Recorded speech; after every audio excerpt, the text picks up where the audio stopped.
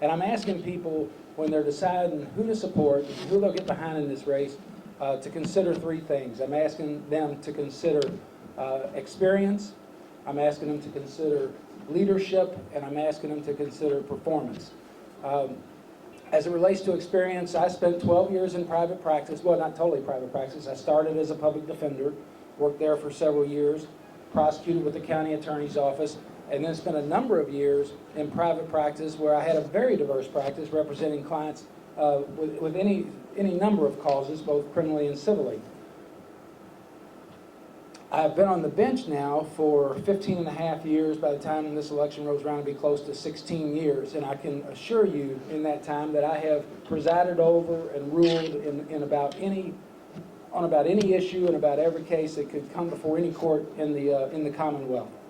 I believe I have the experience, and I would of course ask you to consult attorneys that you know, anyone you know in the legal profession, and I'll live by what they say. And it makes me particularly proud when I have people like Mike White who sat in my courtroom. Reverend Coleman sat in my courtroom. Sometimes he picketed my courtroom. But I mean, we didn't always see eye to eye, but it sounds like I got the nod in the end. We lost a great man there, and it was mentioned earlier, he was a man of passion, and we need men of passion in this community.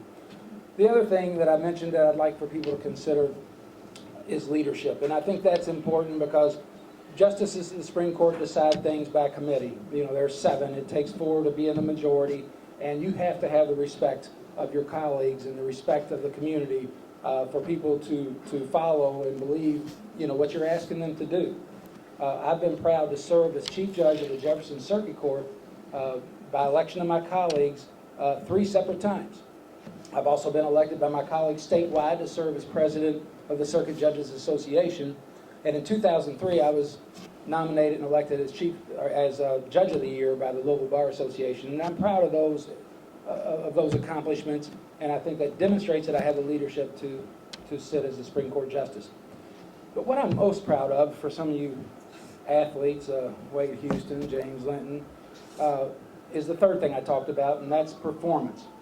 My father died when I was very young, 7 years old, and my father figures were mostly coaches. And coaches were wonderful, and they could pump you up, they could make you bigger than life, or they could knock you down, and it all depended on your performance. You may not know, but we as judges are evaluated every 2 years.